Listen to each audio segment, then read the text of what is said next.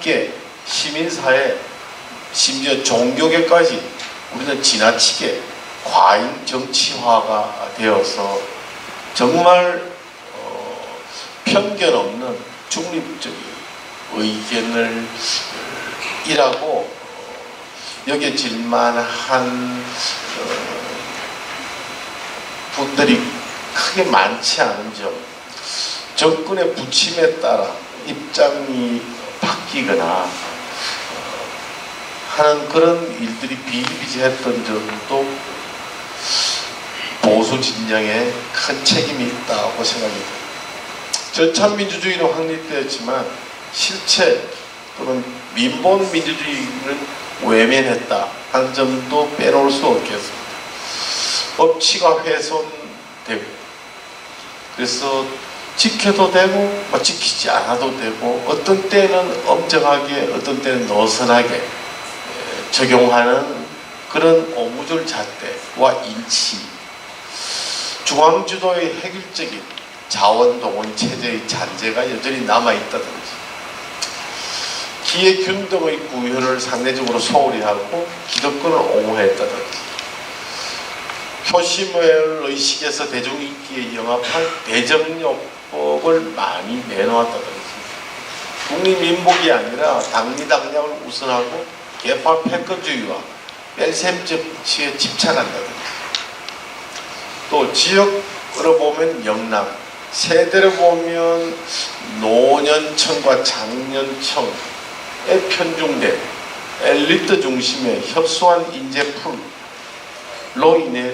대중 기반이 취약한 점, 노블레스 오블리주 문화가 열악한 점 등도 보수 진영의 과라고 할 수 있겠습니다.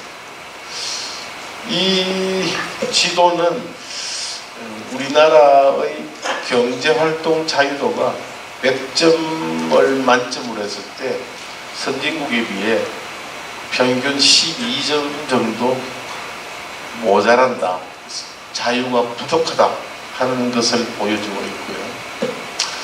이 그림 중 왼쪽은 우리나라 농가 소득 중 정부 보조금이 차지하는 비중이 52%로서 절반을 넘고 있다. 정부가 지나치게 도와주고 있다는 점. 오른쪽 그림은 중소기업 금융 가운데 정부가 보정한 것의 GDP에서 차지하는 비중이 우리가 OECD에서 4번째로 높다. 따라서 OECD 최고 수준의 정부 관여가 여전히 남아있다는 걸 보여주고 있습니다. 이제 보수의 가치와 정향에 대해 살펴보겠습니다. 보수의 가치는 먼저 자유민주주의를 들 수 있겠습니다. 그래서 인간의 존엄성, 인권을 최우선으로 다루고 있고요. 개인의 자유를 존중하며 그리고 이견을 경청한다. 다시 말해서 다원성을 인정한다. 그런 점에서 자유민주주의는 획일적인 전체주의 등과 구별이 된다고 하겠습니다. 그리고 청와대 비스동에 별관 이름을 놓고 여민관에서 위민관으로 바뀌었다. 다시 여민관으로 바뀌게 됐는데요. 여민이냐 위민이냐, 여민은 저는 국민과 함께 한다는 참여민주주의적인 요소를 가지고 있다고 생각하고요. 위민은 좀 더 실체적인 민본의 내용을 담고 있다고 생각합니다. 이 둘을 어느 쪽이 더 우월하다고 말할 수는 없겠고, 참여와 수기가 조화됨으로써 민주주의의 대표성과 함께 책임성을 동시에 확보하는 것이 자유민주주의다. 이어서 시장경제가 되겠는데, 이것은 개인의 또는 어느 기업의 자율, 창의, 경쟁, 다양성을 보장하고 그로 인해 선택의 폭이 확대되게 됩니다. 그리고 동기부여와 유인이 강화되고 기회의 균등, 결과의 평등은 아니고요. 기회를 균등하게 공정한 규칙과 질서가 확립되는 것. 패자 부활과 사회 안전망 구축 등까지 포괄하는 시장 경제가 보수의 가치라고 생각합니다. 또 다른 두 개의 보수의 가치를 저는 첫째는 법치와 박세일 교수님이 말씀하신 덕치 또는 예치를 병행하는 것. 법치는 최소한의 규율. 그래서 제가 볼 때는 낮은 길로 부를 수 있을 것 같고요. 덕치는 좀 자율적인 규율이기 때문에 높은 길이라고 할 수 있을 것 같습니다.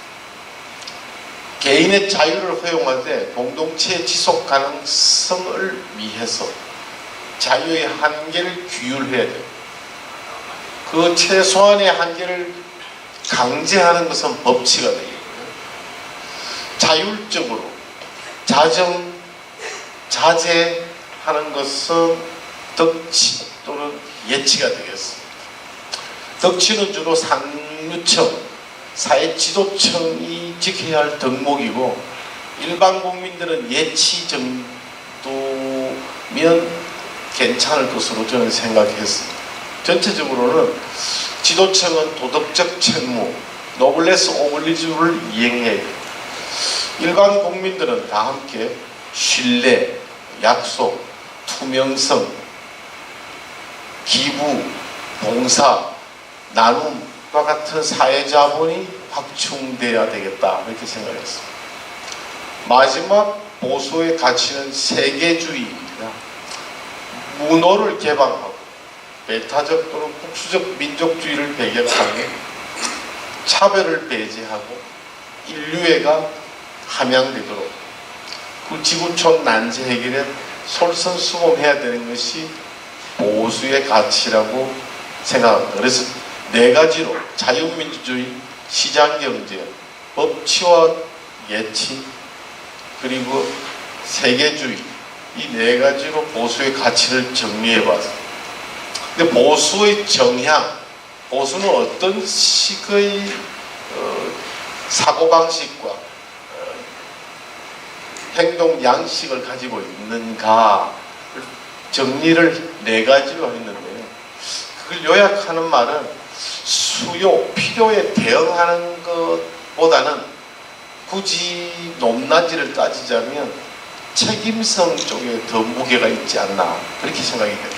국민들이 원하는 것을 즉각 해주는 것보다는 조금 더 멀리 본다. 그게 제가 정리한 건데요.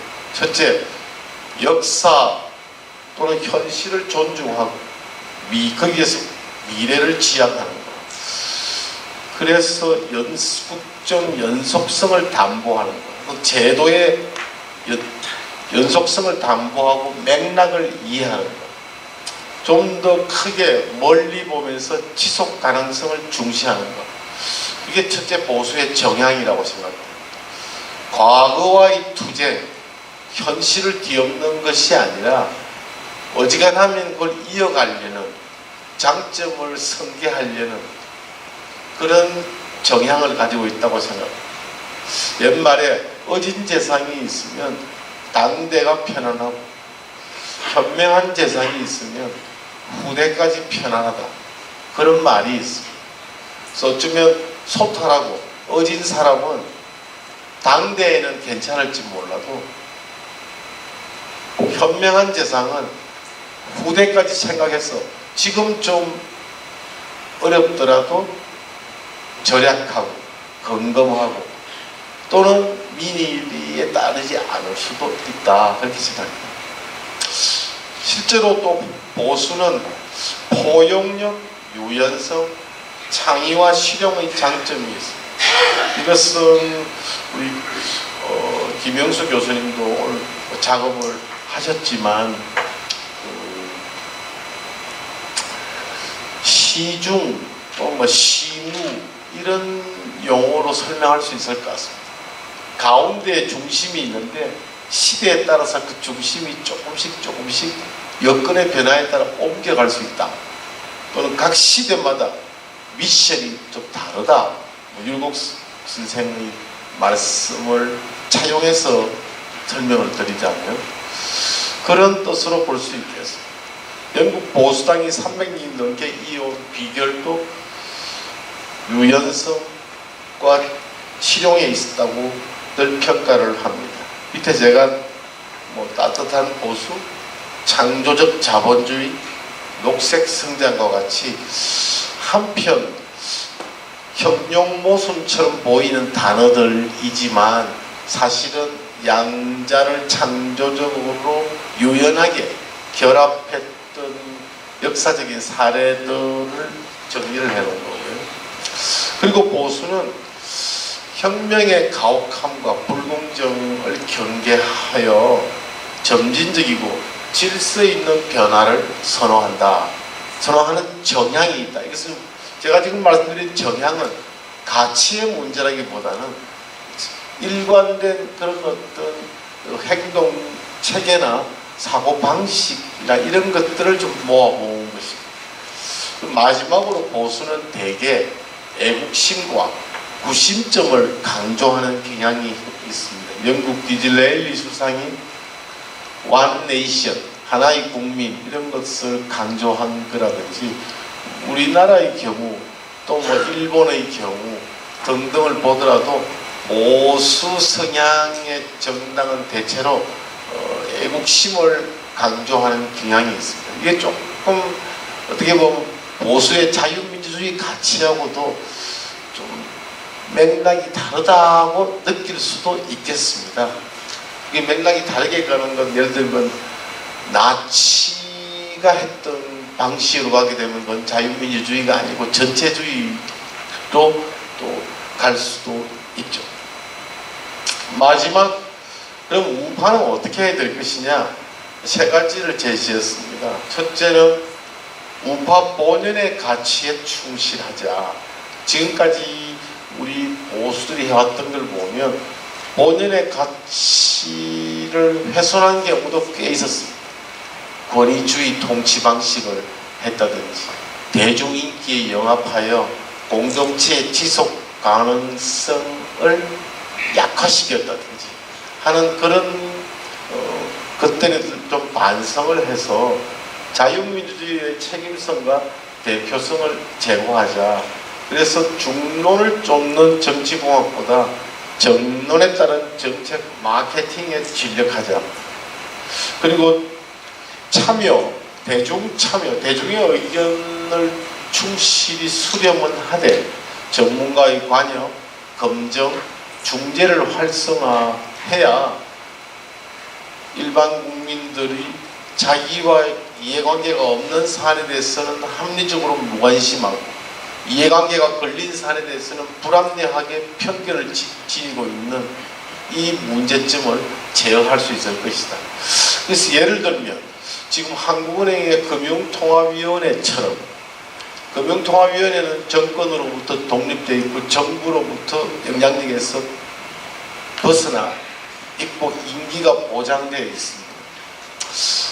옛날에는 그렇지 않았지만 최근에 와서는 정권이 바뀌어도 한국은행 금융통합위원들은 나가라, 뭐 미리 사표 내라 그렇게 하지를 않고 대통령 후보들도 내가 당선되면 기준금리를 올리겠다든지 그런 얘기를 하지 않는 것이 최소한의 검토로 이미 우리 다 받아들여지고 있는데, 같은 흐름이 전 세계적으로 지금 진행되고 있는 분야는 재정 분야입니다.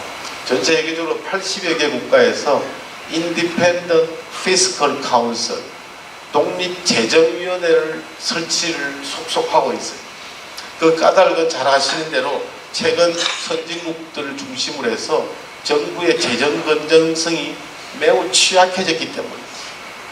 그래서 이대로 그냥 정부에 맡겨놓다가는 나라 빚이 눈더미처럼 커지고 적자는 계속 불어나게 되면 후손들한테 너무 무책임하게 되니까 전체를 정부나 국회에 맡기지 말고 좀 독립적인 재정위원회를 만들어서 여기에 대해서 전문성을 실어 총괄적인 그림은 결정을 이 위원회에서 해주면 좋겠다 하는 것이 세계적인 지금 흐름입니다. 그래도 이제 저는 우리나라도 각 위원들이 이제는 뭐 금융통합위원회처럼 4년 그런 게 아니고 한 10년 정도의 임기를 가진 독립재정위원회를 만들고, 박세일 교수님 주장하셨던 교육개혁위원회도 만들고, 또 최근에 원전 문제로 지금 몸살을 앓고 있는데 그것도 무슨 여론조사나 공론조사를 통해서 결정할 게 아니고 그 분야의 최고 전문가들을 모셔서 거기서 에너지 정책에 관한 큰 틀을 30년, 50년을 내다보고 확정하도록 하는 것이 좋겠다. 그런 뜻이 있습니다. 또 법치와 노블레스 오블리주의 확립인데요. 우리는 지킬 수 없는 법이 너무 많습니다. 김영란법을 비롯해서 골목마다 주차가 되어 있는 불법 주차된 차량이 수두룩하고요. 금연구역에서도 흡연을 하는 사람들이 막 수두룩하지.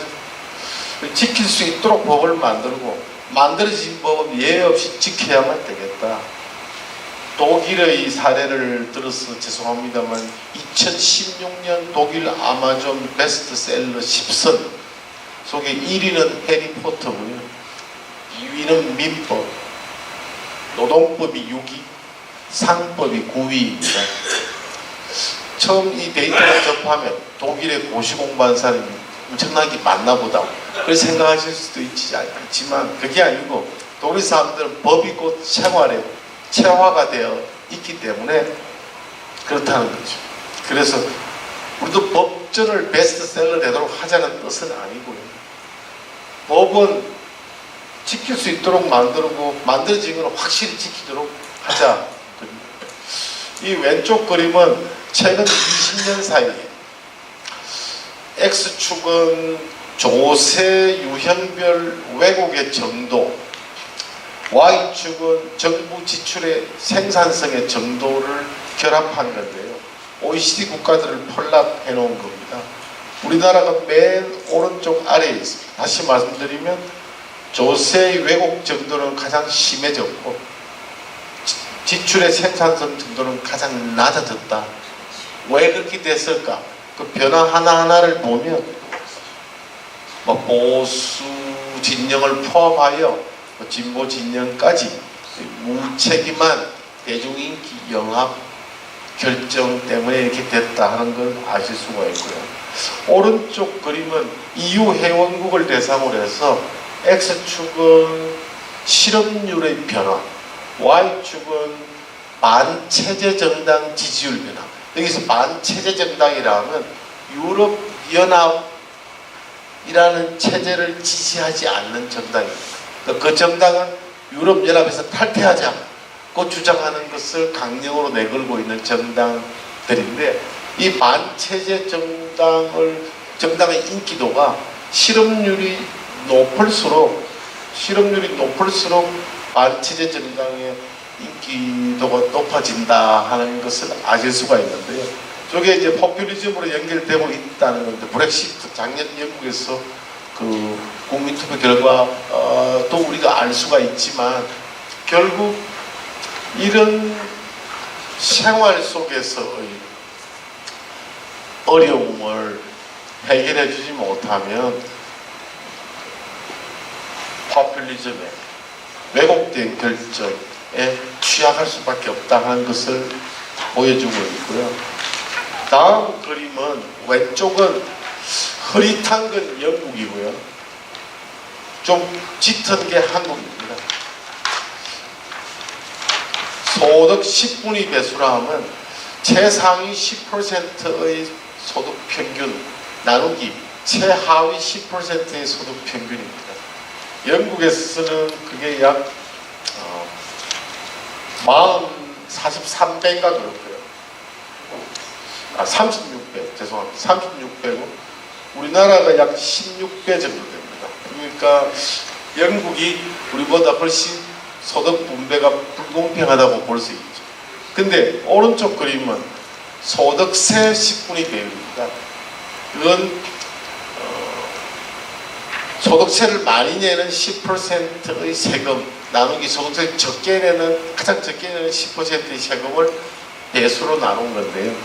영국은 43쯤 됩니다. 그러니까 소득 격차는 36배였는데 소득 세금은 43배니까 세금 격차가 좀 더 벌어졌죠. 그건 이 까닭은 누진세체이기 때문에 그렇습니다. 놀라운 사실은 우리나라의 경우 최상위 10%가 내는 세금 나누기 최하위 10%가 내는 세금이 750배라는 것이죠. 왜 이렇게 됐느냐? 이번에도 정부가 초고소득자와 초거대 기업 세금만 올리겠다 하는데 해당되는 사람은 1% 미만이라고 합니다. 99%는 찬성이고 1%는 불만이 있어도 그렇게 추진하는 것이 득표에 유리하기 때문이죠. 이런 식으로 계속 진행이 되어 오다 보니 재정이 세금 매긴 게 소득 분배에 미치는 효과가 급격하게 낮아지게 됩니다. 부자들에게 세금을 많이 매기면 재분배가 늘어날 것 같은데 그게 아니고 1%, 5%만 늘어나고 나머지 90% 이상에는 아무런 차이가 없어지니까 재정에서도 재분배 효과가 낮아지게 됩니다. 본연의 가치에 충실한 것 두 번째로는 연전 대선에서 이슈가 되었던 경제 민주화가 아닌 경제 자유화 그리고 정부 입김을 줄이고 혁신을 가속화하는 것이 올바른 길이다 하는 말씀을 드리고요. 흔히들 관치경제라고 하지만 어떻게 보면 최근에 나오는 건 관치가 아니라 관제경제라고 할까요? 공무원 수를 늘려가지고 일자리를 만든다. 이건 제가 볼 때 관치를 넘어선 관제경제라고 생각이 들고요. 그 말고도 관변경제도 있습니다. 관 주변에 이런저런 협회 조합이라든지 공동단체라든지 정부 때문에 정부가 수사를 많이 하면 일가견이 늘어나는 변호사 사무실 등도 어떻게 보면 관변경제에 저는 속한다고 생각이 되는데요. 부가가치 창출과 별 관계가 없는 이런 것들이 청산이 돼야 될 것이다. 그리고 규제는 시장에 맡겨두면 좀 문제가 생기는 것은 하더라도 시장 친화적인 방법으로 해야지 획일적으로 해서는 안 되겠다. 가급적이면서 미국 표준을 수용하자 하는 등의 얘기들을 할 수 있겠습니다. 두 번째는 중도 실용 기조. 그래서 우리 좀 지나치게 갈갈이 찢겨져 있는 사회, 우리 분열된 데서 사회 통합으로 좀 나아가자 그런 말씀이 되겠습니다. 중도 실용은 둘로 나눌 수 있겠습니다. 하나는 중도주의고요.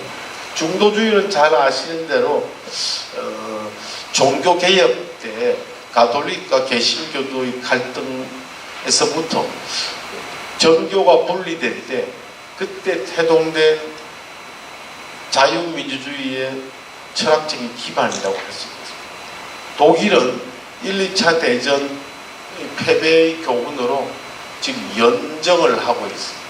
성자 독식이 차단되고 그리고 과반의석은 허용되지 않으면 꼭 연정을 해야 되고 그래야만 국정을 운영할 수 있고 따라서 국정의 연속성이 확보되는 장점이 있습니다. 그리고 참여, 개방, 소통의 협치를 지향하자 하는 건데요. 19대 대선 때까지만 해도 우리가 협치를 해야 된다 하는 그리고 분권형 대통령제를 해야 된다 하는 그런 공감대가 있었는데 역시 아까 제가 오늘이 치매 극복의 날이라고 말씀드렸습니다만 지금 정부가 하고 있는 걸 보면 어찌 보면 그때의 국민적 공감대는 깡그리 잊어버린 게 아닌가 하는 생각을 해봅니다. 지난번에 우리 재단 임원들이 남산 유스호스텔에서 그 세미나를 워크숍을 가질 때 초청했던 분께서 말씀해 주셨죠. 세종은 리더십이 여의에 있다. 함께 의논하자. 라는 게 세종대왕의 큰 리더십의 특장점이라고 말씀을 해주셨어요. 여의라는 것은 여민보다는 조금 더 수준이 높은 것으로 생각이 됩니다. 전문가들과 실제 이 정책을 제도를 집행할 사람들이 모여서 토론을 충분히 한다, 뭐 그런 뜻으로 저는 받아들였습니다. 치열하게 고민하면 창의적인 제3의 대안은 개발할 여지가 상당히 많이 있고, 그러면 전혀 달라 보이는 두 입장이 접점을 찾을 수 있다고 생각합니다. 그리고 지역적으로 너무 영남 뭐 이런 쪽에 편중돼 있고, 세대 소득계층 쪽에서도 좀 저변을 확산해야 되겠다. 이주호 위원장이 얘기한 3세대 정책을 발굴해야 되겠다 하는 것도 중도 실용 기조에 포함된다고 할 수 있겠습니다. 그리고 원리 극단주의를 경계를 해야 되겠다. 지금 우리 나라에 상당히 이게 팽배해 있는 것 같습니다. 시간을 제가 너무 많이 썼는데요. 중도 실용 기조로 얘기할 때 첫 번째 말씀드린 게 중도주의고, 두 번째 게 실용주의입니다. 실용주의는 규법, 문화, 제도를 발빠르게 여건 변화에 맞춰서 갱신을 하자는 것과, 또 어떤 컨텐츠도 중요하지만은 그 못지않게 스테이트 크래프트라고 해서 경세술이라고 제가 번역을 했는데요. 더 좋은 단어가 생각이 안 나가지고 마가렛 대처 수상의 저서의 이름입니다. 국정을 어떻게 하면 잘 운영을 할 수 있느냐 하는 아트에 관한 그런 부분입니다. 그래서 경세라고 번역을 했는데요. 여기에는 뭐 기회 창이라든지 인계점이라든지 경과 조치라든지 또 다양한 전략적인 고려 요소가 있습니다. 우리는 총론은 굉장히 강한데 강론이 약한 편이에요.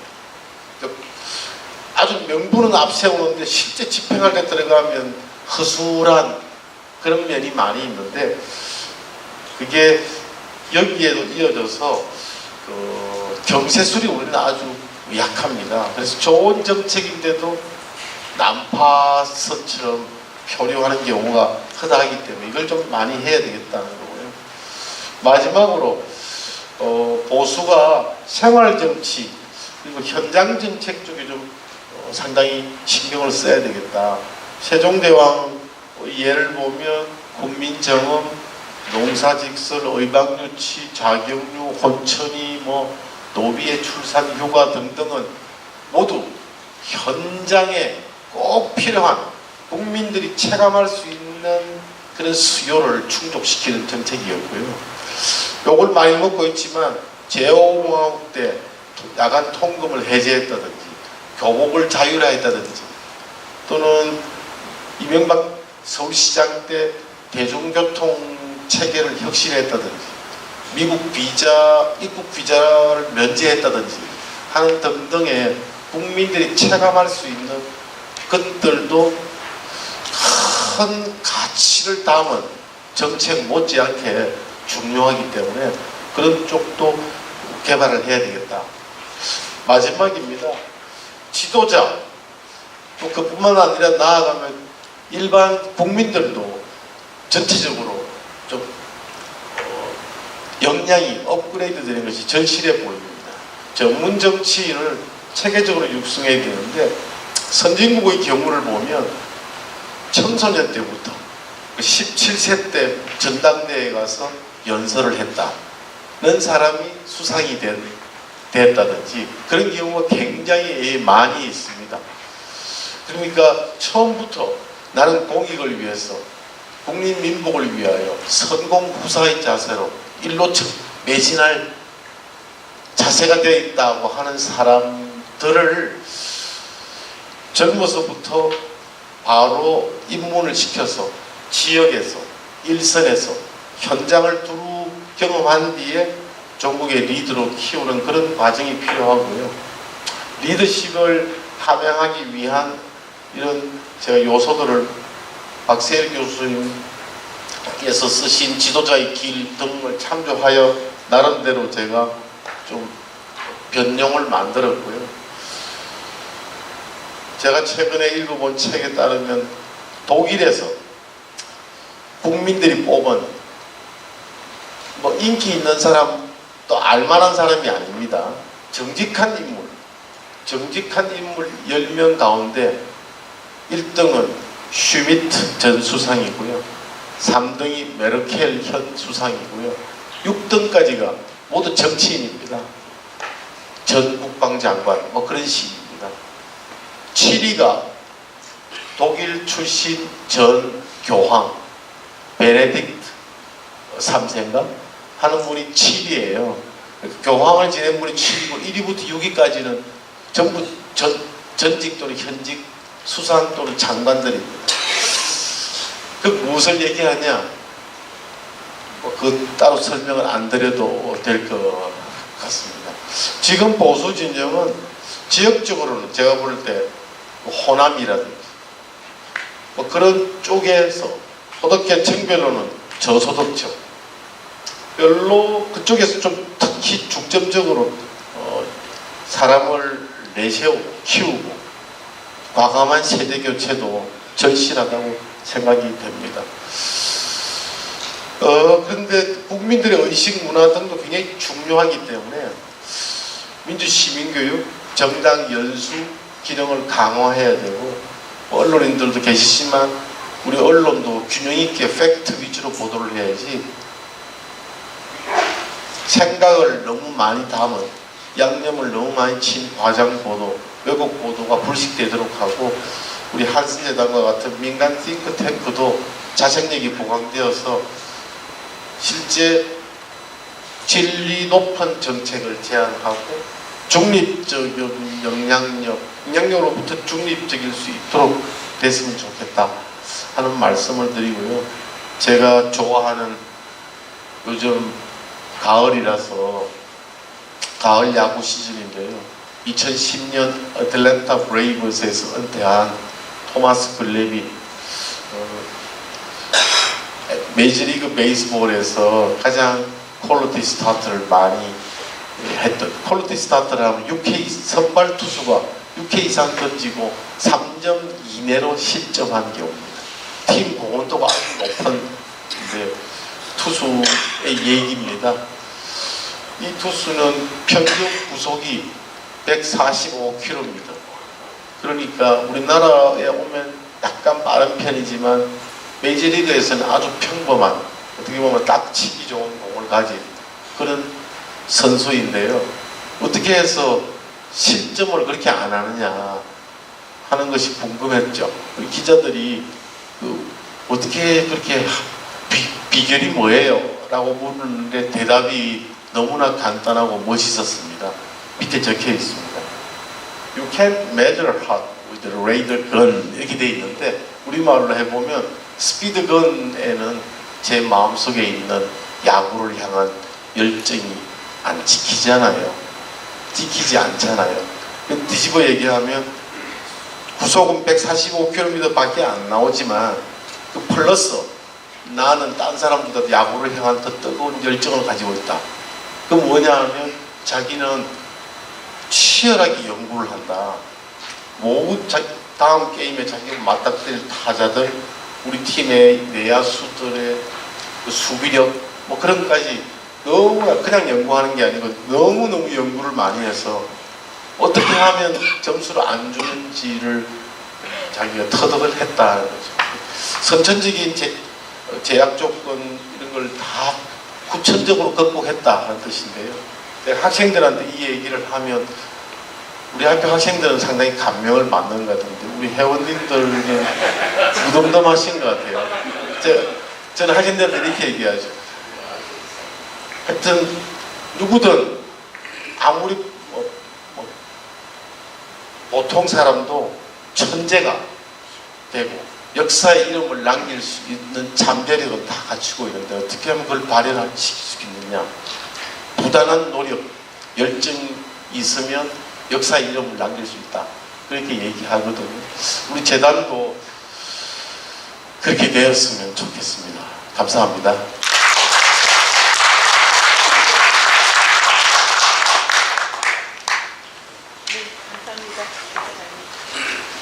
그러면 토론자 세 분께서는 앞에 좀 착석해 주시기 바랍니다.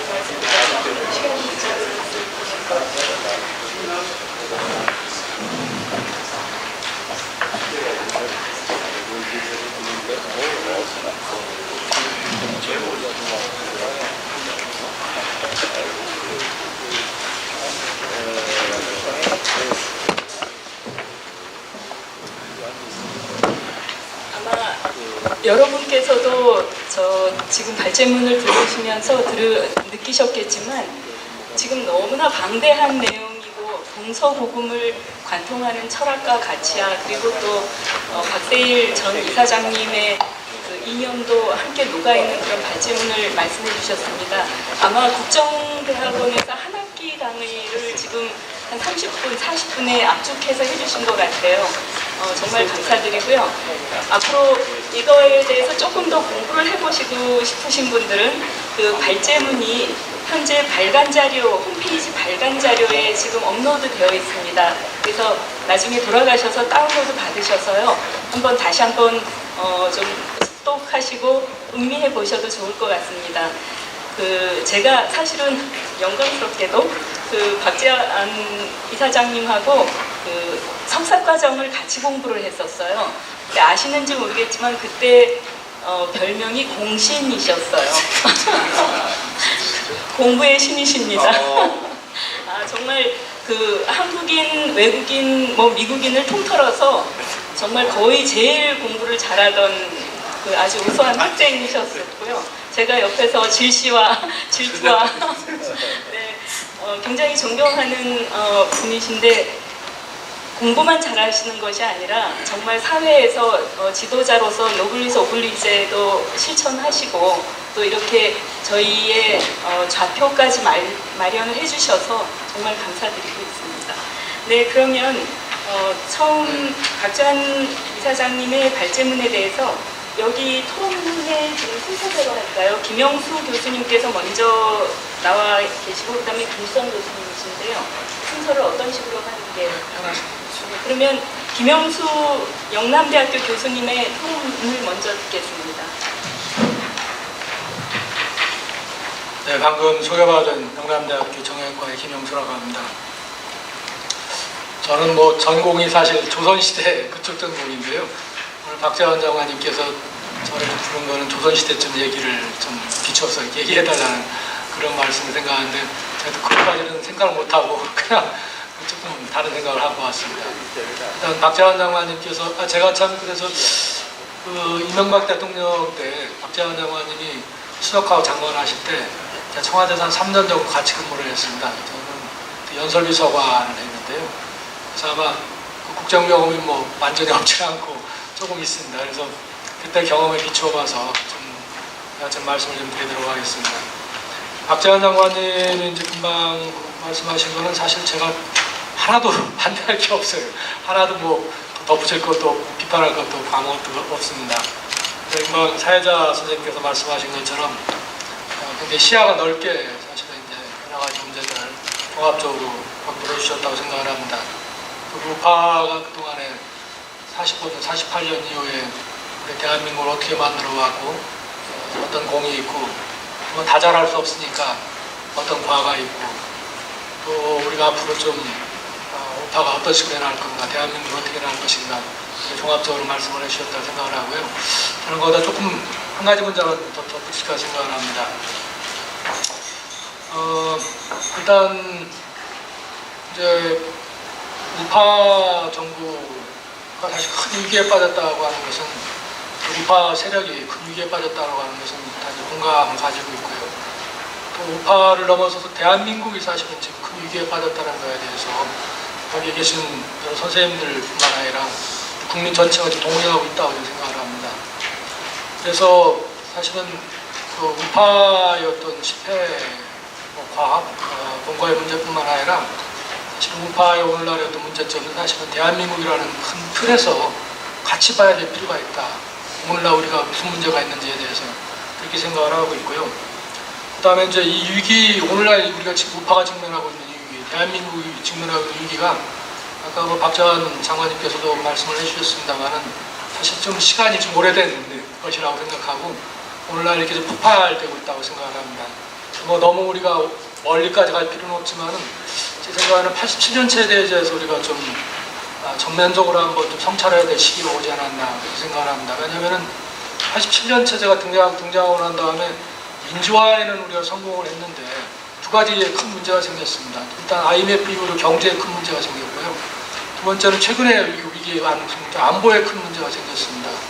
그 말씀 좀 간략하게 얘기한다면 87년 민주화 체제가 경제 문제와 안보 문제에 대해서 굉장히 뭐라고 할까 좀 무능하다. 결과론적으로 우리가 다른 문제를 떠나서 팩트로서 볼 때 무능하다 이렇게 평가할 수밖에 없는 그런 문제가 생겼습니다. 그래서 이제 이 문제를 어떻게 해야 되느냐 이런 문제인데 87년 이후로 그런 좌파 지금 우리가 직면하고 있는 문제가 일단 가시적으로 볼 때 이제 87년 IMF 이후로 저성장 문제가 계속되고 있고 저성장에 잇따라 가지고 갖가지 문제가 지금 발생을 하고 있습니다.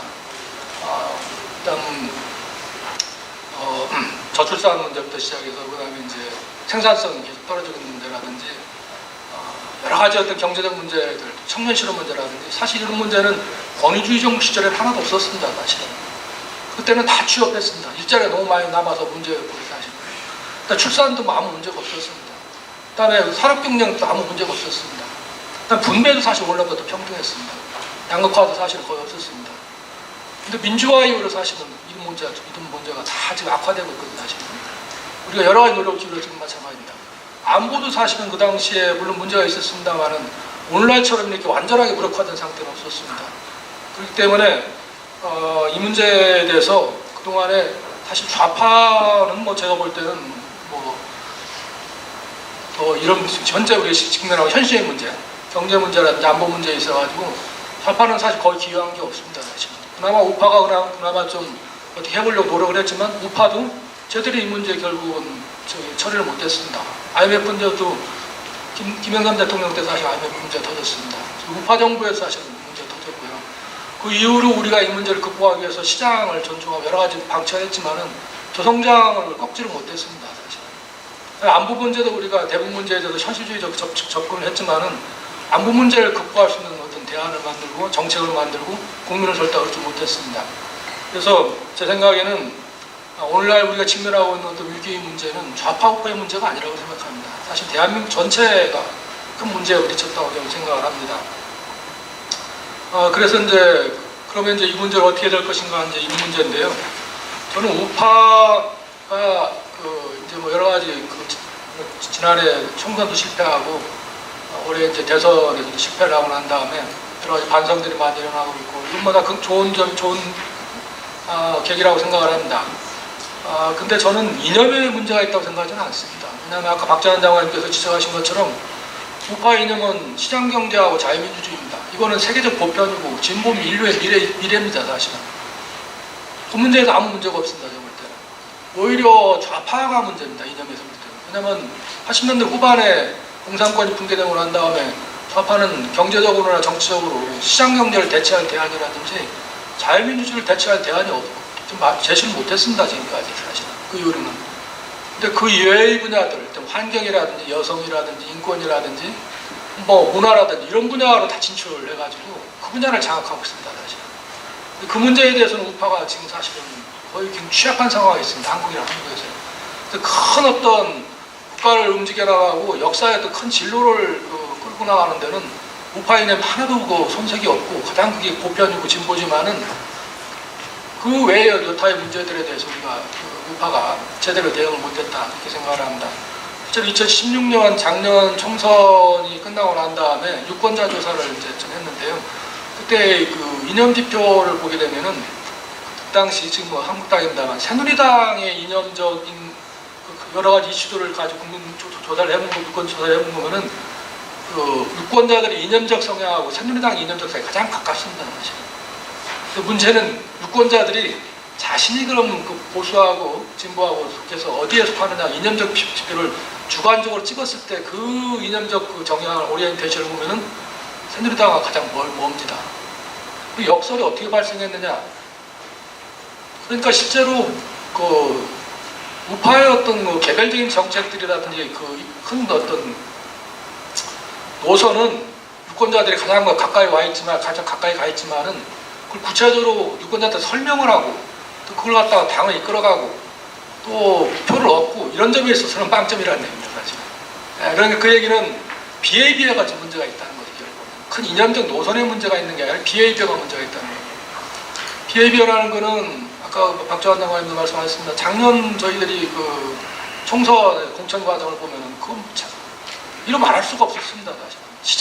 시정에 있는 잡배들도 그 정도는 안 했을 걸로 생각합니다. 심지어는 가장 보수적이라고 하는 제가 이제 대구에서 지금 직장했습니다만 대구 경북에서도 해도 너무한다는 말까지 나올 정도였습니다. 그 정도로 오만방자였습니다.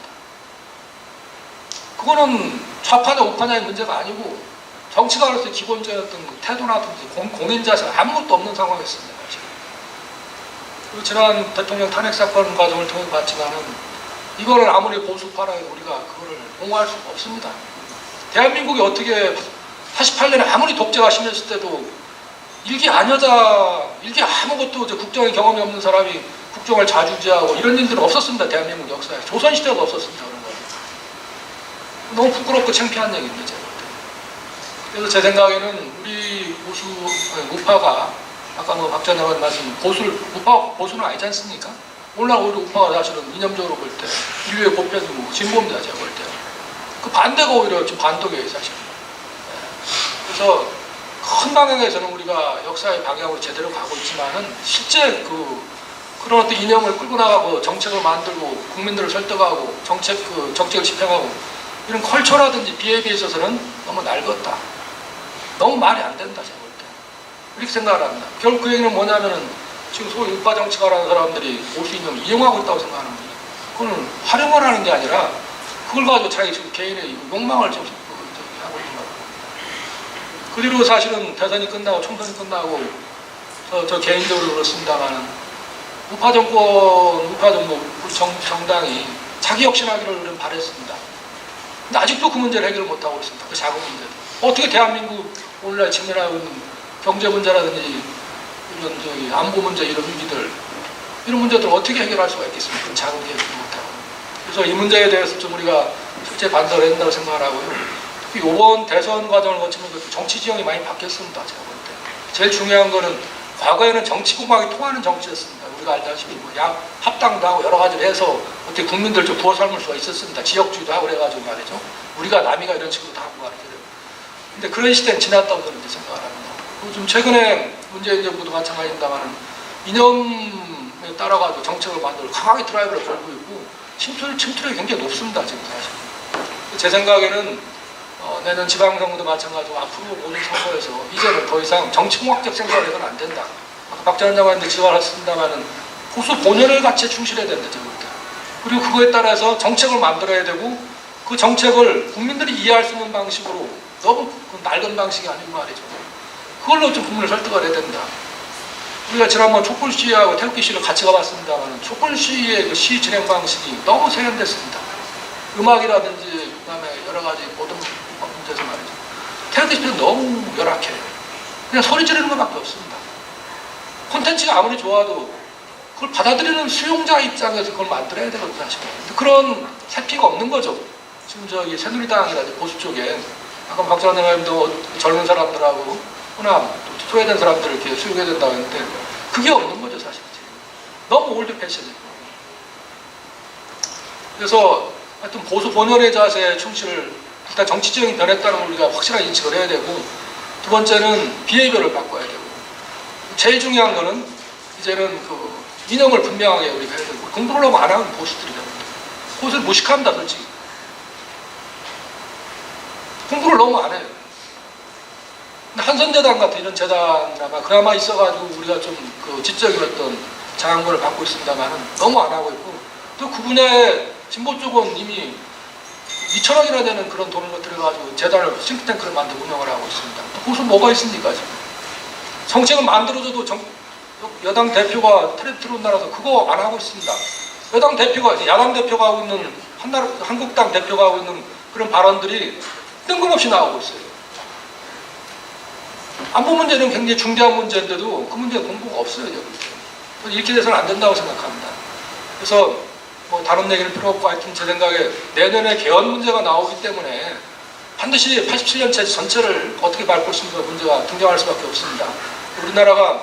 우리가 보수냐 진보를 떠나가지고 대한민국을 제대로 만들려면은 87년 체제 이후로 우리가 뭘 실패했는지, 왜 실패했는지, 이걸 어떻게 고칠 것인지 이 문제에 대해서 보수나 우파, 보수 우파라든지 우파나 좌파를 떠나가지고 진지하게 검토를 하고 내년에 새로운 어떤 체제 시스템을 만들 때, 헌법을 만들 때 제대로 된 나라를 만들기 위해서 우리가 한 번쯤 해야 된다. 그 힘을 역사의 보편을 가지고 있고 진보적 입장을 가지고 있는 우파 쪽에서 더욱더 깊이 연구를 해서 새로운 시스템을 만들어야 되고 체제를 만들어야 되고 또 나라를 끌고 갈 수 있는 정책을 만들어가야 되고 그렇게 해서 생각을 합니다.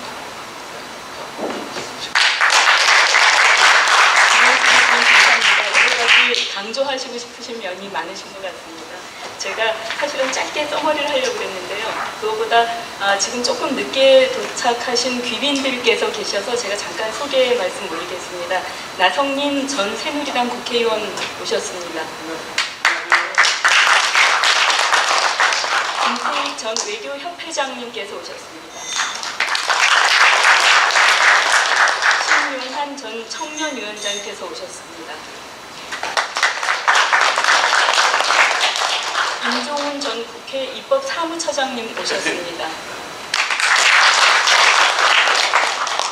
이렇게 귀한 걸음 해주셔서 감사드립니다. 그리고요, 아까 제가 순서를 이제 김주성 전 총장님 차례시고 그 다음에 허민 선임 기자님이신데요. 매경에서 오신 김세영 주필님께 마지막에 제가 5분 정도 드리겠습니다. 조금 마음의 준비를 좀 해주시기 바랍니다. 아유, 나한테 됐습니다. 우리 나이에 네, 그러면 김주성 전 총장님, 발언 발표 부탁드립니다.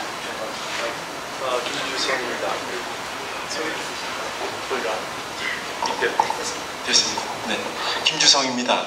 저는 전공이 정치 철학이었습니다. 그래서 미국에서 공부한 게 이제 자유주의 정치 철학을 공부하고 와서 한국에서 이제 25년 제가 교직 생활을 했는데 민주주의 공부를 후반에 많이 하게 됐습니다. 그래서 한국 정치를 이제 바라보기 시작을 했는데 뉴라이트 운동을 하면서 이제 같이 작업들을 많이 했습니다. 그 시각에서 우리 지금 현재 한국 정치 상황을 이렇게 마디마디 지어보고 그 다음에 이제 우리가 정말 지금 얘기하는 우리 박 장관님 얘기하셨나 우리 김영수 교수가 이 토로 이 분노에서 토로하신 우리 정체성을 어떻게 훼손해 왔고 정체성을 어떻게 살려야 되느냐는 문제를 좀 짚어보겠습니다. 저는 2008년에 우리 이명박 대통령이 집권했을 때의 시기를 굉장히 중요하게 봤습니다. 대한민국이 건국은 48년에 시작을 했지만 완성은 2008년에 했다고 생각을 했거든요. 그 이유는 뭐냐면 이 신생 독립국들이 했던 과제가 세 가지가 있는데 하나는 건국을 해야 되고요. 근대 국가를 만들어야 되고 그 다음에 자본주의 경제 성장을 해야 되고 그 다음에 민주화를 하는 이 세 가지 목표가 신생국들이 모두 가지고 있었던 거죠. 우리는 차례대로 잘 했던 것 같습니다. 이승만 대통령이 아까 박재현 장관께서 발표하셨듯이 건국을 잘 했고요. 안보를 아주 튼튼히 해서 우리가 이제 경제에 매진할 수 있는 기반을 마련하셨고 그 기틀 위에 경제를 잘 이끌어서 87년에 가면은 중산층이 우리가 성립이 됩니다. 현대 민주주의의 가장 중요한 중산층이 형성이 돼서 그때 이제 우리가 한 2000년도 가격으로 해서 3,000불 이상을 우리가 국민소득을 얻고 그때 민주화가 87년 체제로 이제 넘어왔던 거죠. 그리고서 20년 동안 이제 2008년까지 평화적인 정권 교체를 2번을 했습니다.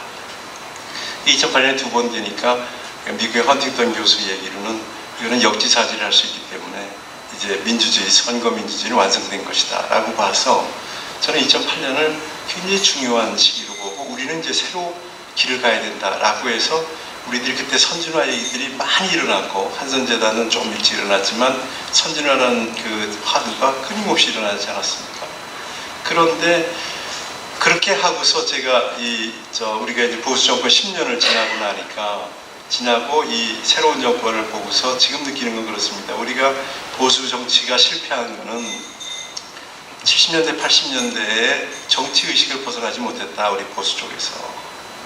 그때 권위주의 속에서 개발 권위주의를 갖고 있기 때문에 기본적으로 우리는 자유주의가 중심인데 자유와 공화의 가치를 앞세워서 그거를 기초로 해서 민주주의를 만들어 나가는 거거든요. 그게 현대 민주주의의 기초인데 이 자유주의 문제를 우리들이 뭘다 주겠냐면 개발 권위주의로 우리가 시장이 없기 때문에 시장을 만들기 위해서 개발 권위주의를 사용해서 계몽적인 권위주의를 했던 거죠.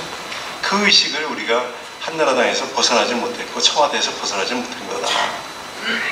그래서 결국은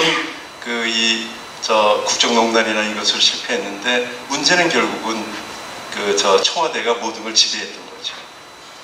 청와대가 지배하는 그런 권위주의 제왕적 대통령제를 운영하면서 거기에서 나온 문제가 싹 트니까 이게 커졌는데 저는 지금 어떻게 보냐면 지금 운동권 민주주의 우리가 이제 운동권 민주주의를 지금 바라보면서 제가 이 권위주의하고 뭐가 다른가 고민을 많이 하고 있습니다.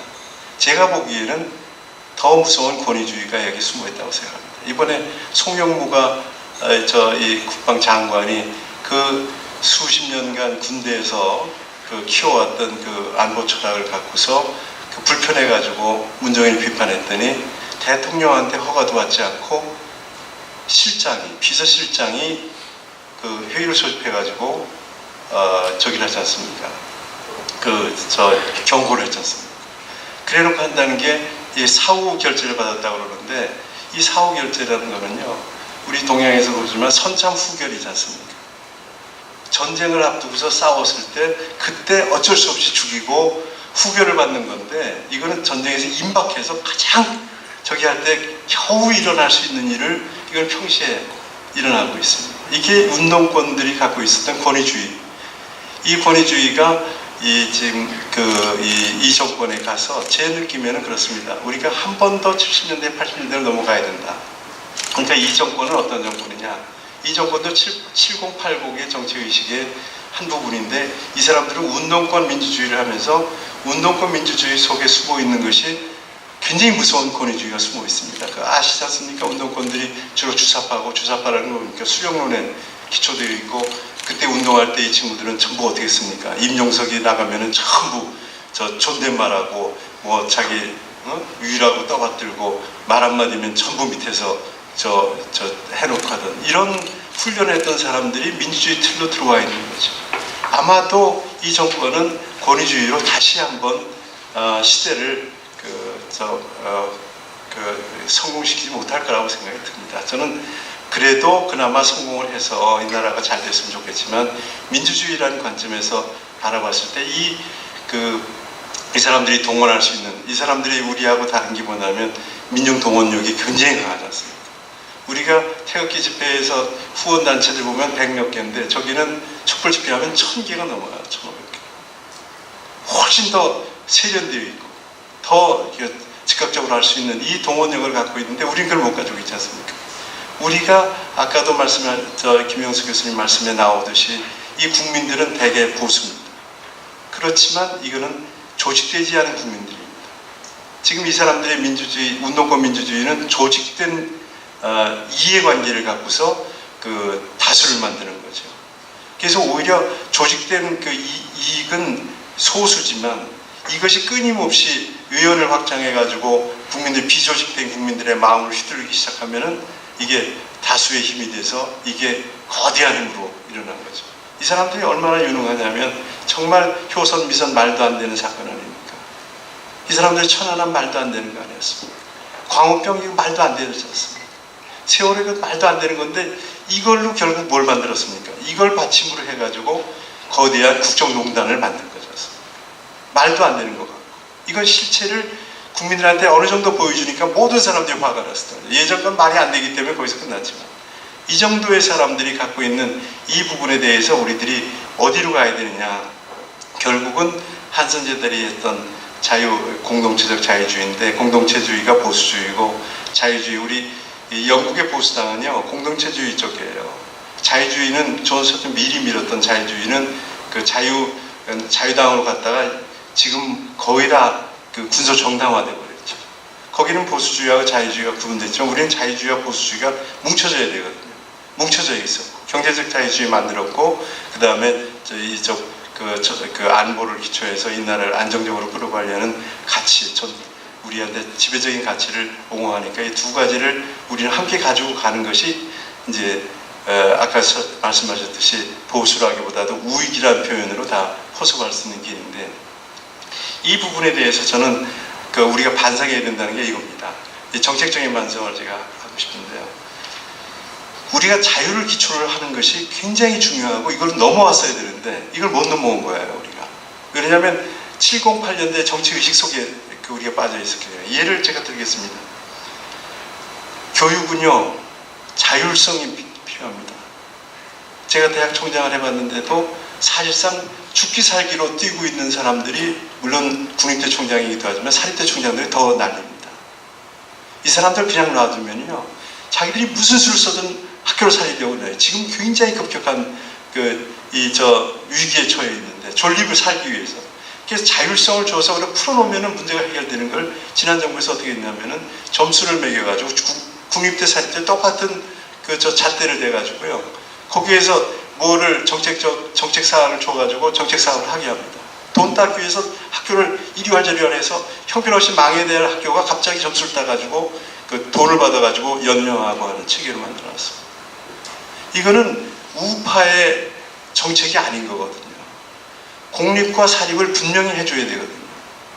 이게 경제 자유화였고 시장이었고 이것이 사립이면 이 자유를 줘야 되는 거예요.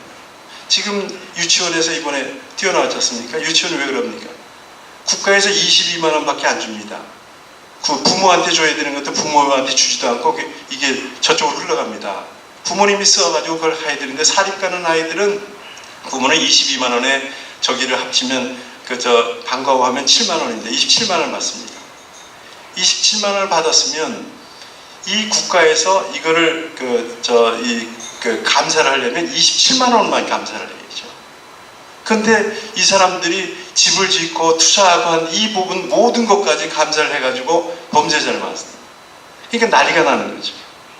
이거는 자유주의 국가라고 그러면 국가에서 세금을 쓴 것만큼만 주고 그 외에는 자율성을 줘야 되고 그 부분을 열어줘야 되는데 지금 우리 자유한국당에서 이 문제 거론했냐고요. 이걸 자유 쪽으로다가 해서 이쪽으로 밀어줘야 되거든요. 그러니까 대학 시험도 전부 대학 총장들한테 다 맡겨놓으면요, 학 뽑기 위해서 난리예요. 미국 같은 경우에는 좋은 애들 뽑기 위해서 시험 끝났는데 학장 찾아오는 애가 면접 잘하면 걔를 뽑아요. 그게 왜 뽑겠습니까? 그게 편백하게 편익을 주기 위한 겁니까? 학교를 잘 만들기 위해서 그렇게 난리를 치는 거죠. 근데 우리는 그렇게 되면 전부 정의하고 나가는 난리를 치지 않습니까? 그러니까 오히려 이거를 일률적으로 하려고 하는 이 생각들이 권위주의인데 이게 바로 70, 80년대에 시장을 만들고 국가를 만들기 위해 했던 권위주의가 이 지난 10년간에 벗어나지를 못했다. 이것들이 지금 어디에 나왔습니까? 역사 교과서 어떻게 됐습니까? 저번에 그 교학서에서 거민정해가지고 자율선택권이 학교에 있었습니다. 그건 못 막았습니다. 교학사 거 선택하려고 했는데 처음 가서 데모했죠. 데모하니까 그냥 다들 했는데 그때 왜 정부에서 이거를 왜 잡아들이지 않냐고요. 자율권을 갖고 있는 사람이 자율권을 행사하게 만들어주는 것이 국가가 할 일이고 자유주의 정치가 하는 건데 그때 다 밀려가지고 결국 국정하다가 지금 뭐가 됐습니까? 국정한 사람들은 이 사람들 적들을 지금 쌓고 있는데 국정 교과서에 참여한 사람들은 전부 골라내고 있습니다. 지금 블랙리스트가 아니라 벌써 화이트리스트로 다 쓰고 있어요. 이 사람들.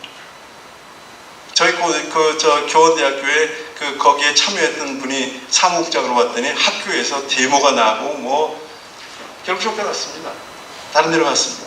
지금 그런 일이 벌어지고 있습니다. 이게 운동권 민주주의가 갖고 있는 권위주의는 무섭습니다. 이걸 막으려면 뭐가 필요하냐? 이거 막는 거는 자유주의입니다. 이게 권한이 있냐 없냐?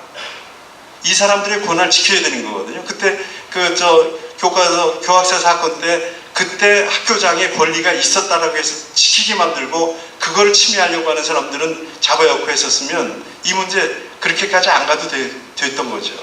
지금 이 사람들은 시장을 다 잡고 있어서 실제로 어떻게 할 것 같으냐면 이 사람들 거민족을 한 다음에 이 자유 우파 책이 나오면은요, 다 시민단체들이 가서 다 데모해요. 그걸 갖다가 막지 못해요. 이 사람들 부추길 겁니다. 그러면 다 손들 겁니다. 지금 이 8년 동안, 앞으로, 이제 8년, 이 5년 동안 나아갈 길은 굉장히 두렵습니다.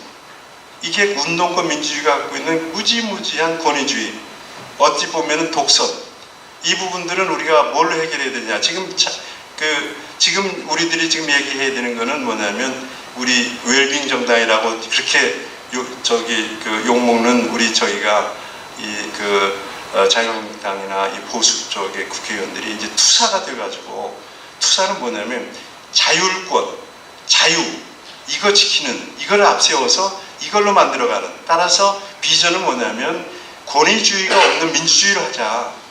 그러니까 이 8년 그 운동권 민주주의 이후의 민주주의가 우리가 완성돼야 될 민주주의 비전은 뭐냐면 권위주의가 없는 자율과 권리가 살아있는 민주주의를 만드는. 이거를 우리들이 운동권도 못할 거고 우리도 못했습니다. 우리가 그래도 자유의식이 많으면서도 7, 80년대 개발민주주의, 개발권위주의에 젖어 있어서 이 부분들을 못 봤던 거죠. 그래서 시장 자유화는 하려고 노력을 많이 했지만 자유화도 못 시켰지만은 이 교육 문제의 자유화 문제는 아주 지금 망쳐서 굉장히 큰일 났습니다. 이 부분들이. 이 부분에 대해서 우리들이 확실히 지금 비전을 보여줘야 되는 거죠. 이 다음 시대는 어떤 시대냐. 이거는 운동권 민주주의는 권위주의적인 거다. 권위주의적인 거 있고 이 부분은 넘어가서 우리들이 나가야 될 때는 자유가 살아있는 그런 민주주의, 자율권이 살아있는 이 민주주의를 만들어야 된다라는 쪽으로 해서 우리가 보수 단체에서 오늘도 이 후원 거부하시는 거 보고서 제 희망을 얻었습니다. 우리 보수 단체들이 시민 속에 뿌리를 받고 시민운동화 시키는 쪽으로 우리가 방향전환을 하지 않고서는 안 될 거라고 생각하는데, 이 부분 속에서 우리들이 미래를 개척하면 새로운 시대가 오는 거는 분명하다는 거고, 그 부분은 우리들이 지금부터 지성적으로, 정치적으로, 시민사회적으로 준비를 해나가면 반드시 미래가 있을 거라고 생각합니다. 감사합니다. 총장님 감사합니다. 크로놀로지컬하게 처음에 개발 권위주의 그리고 이제 계몽적 권위주의 말씀해 주셨고요. 그리고 이제 여기에서 나온 운동권 민주주의라고 네, 이 터미놀로지 용어의 선택이 얼마나 중요한지를 정말 제가 지금 실감을 하고 있습니다. 그래서 리뷰를 하시고 그리고 이제 시민사회에 뿌리를 내린 자유주의, 자율권을 지킬 수 있는 자유주의가 앞으로 정말 뿌리를 내릴 수 있도록 돼야 한다는 말씀을 해주셔서 좋은 비전을 설정해 주셨습니다. 자, 그러면 허민 선임 기자님 많이 기다리셨는데요. 제가 많이 못 드리고 한 10분 정도 드리겠습니다. 그리고 허민 기자님 후에 제가 김세원 교수님한테는 거절을 당했습니다. 그래서 신용한 전 청년위원장님 지금 뒤쪽에 앉아 계시죠? 제가 시간 한 5분 드리겠습니다. 네. 신용한 청년위원장은 제가 잘 아는 후배고 그래서 사실은 제가 오라고 특별히 말씀도 드렸고 정확히 얘기하면 대통령 직속 청년위원회 위원장이었습니다. 말씀드리고요. 지금 제가 짧게 할게요. 여기 지금 이미 약속된 4시 반이 지나가고 있기 때문에 제가 빨리 말씀드리겠습니다. 역시 경세가이시고 당대에 속하 계신 박지원 이사장님께서 말씀하신 거에 대해서 아무도 토론할 게 없어서 거기에 대해서는 제가 사실은 토론이 안 될 것 같습니다. 안 되고 이어서 이제 김영수 교수님이 이 소위 보수주의자들의 행태가 낳은 이 사회 보수의 괴멸이라고 하는 비유 말씀해 주셨고, 또 김 총장님께서 역시 정치 철학을 하신 분답게 정치 철학을 하신 분답게 이제 운동권 민주주의, 운동권 권위, 민주주의를 가장한 권위주의에 우리가 자유주의를 주장해서 되어야 된다는 말씀들을, 다만 이제 세 분 말씀하신 분들이 전부 다 이 보수를 말씀하시면서 한편으로는 또 이제 진보 쪽의 문제점 나올려서 말씀하셨던 부분들이 있어서 저는 이렇게 하겠습니다. 제가 기자고 그래서 현장에서 제가 겪었던 것들을 에피소드를 몇 개 말씀을 드리고, 그리고 저는 이제 이 주제가 보수의 우파의 반성과 보수의 전망인 만큼 어떻게 이 보수가 문제가 있고 보수가 나아가야 되는지에 대해서 집중해서 진보를 건드리지 않겠습니다. 집중해서 말씀을 간단하게 드리겠습니다. 말씀 서두격으로 말씀을 드릴게요. 여러분, 저는 그 페이스북 알고리즘이라고 하는 걸 좀 생각을 해봤습니다. 무슨 이제 알고리즘이라고 하는 뜻은 여러분들 아시다시피 이제 어떤 것이 운동이 작동하게 하는 기제지 않습니까? 여러분들이 페이스북을 쓰시면 뉴스피드라고 하는 이게 클릭 부분이 나와 있는데 그 뉴스피드를 치면요, 페이스북 하시는 분들은 알겠지만은 여러분들 이상한 점이 있을 겁니다. 내가 1000명이 팔로워가 1000명이고 또 2000명이나 되는데 매일 비슷한 사람이 계속 먼저 뜹니다, 창에. 많이 느끼시죠? 예. 그러니까 한 몇십 명이 집중적으로 뜨는 거예요. 먼저 뜨는 거예요. 이게 페이스북 알고리즘이에요. 뭐냐면 내가 좋아요를 선택했던 경험이 있는 사람들이 담은 그 내용과 유사한 내용을 게시한 게시글이 먼저 올라오는 겁니다. 이게 무슨 말이냐면요, 좀 어려운 말로 동종 친화적인, 즉 끼리끼리 이제 모일 수 있고 묶일 수 있도록끔 페이스북의 알고리즘이 짜여져 있다는 얘기입니다. 재미있는 얘기. 그래서 끼리끼리 해석하고 끼리끼리 좋아요 눌러주고 끼리끼리 비평하고 끼리끼리 자족하는 이 메커니즘을 통해서 계속 그러한 사람들이 노는 이 놀이터를 만들어주는 거예요. 재밌거든요. 비판한 사람도 물론 이제 뭐 때로는 문바들이 가서 비판하기도 하고 때로는 뭐 안바들이 가서 비판도 하지만은 대부분의 경우 그렇습니다. 내가 올려주면 좋아요 눌러주고 사랑해 눌러주고 박수 주고 이기 때문에 소위 이 종의 다양성이 확보되지 않고 같은 종자끼리 놀면서 열성인자들만 계속 재생산해는 이것이 난 한국 보수주의 또는 보수정치의 굉장히 큰 문제점 아닌가, 저는 그 말씀을 우선 드리고요. 그럼 한국 보수가 뭐가 문제인가? 저는 네 가지가 없다라고 생각합니다. 첫째, 반성이 없다. 에피소드죠. 일부 신문에도 나왔습니다만요. 지난 5월 30일 날 보수정당의 대선평가 토론회장 풍경입니다. 자, 읽어드리겠습니다. 자유한국당은 지난 5월 30일 대선 끝나고 20일 뒤입니다. 국회 도서관 대강당에서 19대 대선평가와 자유한국당이 나아가야 할 길이라는 주제로 대선평가 토론회를 열었다. 첫 대선 토론회자 마지막 토론입니다. 그 다음에 당시 원내대표의 마무리 발언입니다. 이번에 대선에서 우리가 3등을 하지 않고 2등을 했다는 것을 제 스스로 미안 삼습니다. 3등을 했으면 당이 풍비박살 났을 텐데 2등을 해서 참 다행입니다. 아직도 우리 국민이 우리 당에 지지를 보내고 있구나. 이게 보수 정치권의 또는 보수 정당의 반성의 현 주소입니다. 뭐를 반성해야 될지 모르는 거죠. 여태까지 이 소위 보수 정당이라고 제1야당, 즉 자유한국당이 탄핵당한 데 대해서 그리고 대선 패배에 대해서 정식 보고서를 내지 않았습니다. 사실은 굉장히 큰 문제입니다. 사상 초유의 탄핵에서 더 벌어진 기록적인 대선 패배를 겪었는데 이 보수 정치 엘리트들은 반성만 하나 내놓지 않고요. 대선 보고서 말씀드렸듯이 하나도 없습니다. 또 더 큰 문제는 그 밑에서 내 탓이라고 하면서 나서는 소위 시쳇말로 이 장세동 같은 인물 하나 없다라고 하는 것도 정말 큽니다. 장세동 씨는요, 제가 보니까 표창 좀 줘야 될 사람. 자기 주군을 위해서 그렇게 로얄티를 바칠 수 있는 사람입니다. 보수 정치권에서는 물론 주군인 박근혜 전 대통령에 대한 평가는 뭐 또 별개의 문제인데 그 밑에서 아무도 내 책임이라고 얘기한 사람이 없어요. 저는 사실은 며칠 전에 제가 공개할 수 없는 굉장히 충격적인 얘기를 들었어요. 소위 청와대 안에서 권력 4년이 넘을 때까지 청와대 안에서 비서실에서 모든 이 권력의 핵에 있던 사람이 자기가 살아남기 위해서 이 박근혜 전 대통령의 변호인 측하고 모종의 거래를 했다는 얘기를 제가 들은 적이 있습니다. 그걸 제가 확인 중인데 더 이상은 제가 말씀 못 드리겠지만은 자기 하나의 보시를 위해서 책임지기는커녕 자기가 살아남기 위해서 이렇게 구명도생하려는 이런 일을 하고 있는 게 보수의 지금 현주소다, 이렇게 말씀을 드릴 수 있고요. 그래도 진보는 노무현 대통령 자살 이후에 패족 선언에도 했죠. 근데 보수는 그런 게 전혀 없다는 말씀드립니다. 둘째, 이념과 철학이 없습니다. 저는 사실은 이것이 굉장히 중요한 문제라고 생각합니다. 저는 이 부분에 대해서는 우리 김영수 교수님 말씀에 전적으로 동의하지만 대부분 동의하지만 다수 의견이 있습니다. 제가 한국당 톱 리더의 생각을 잠깐 말씀드리겠습니다. 뭐 일부 공개가 된 거기 때문에 실명을 거론하겠습니다.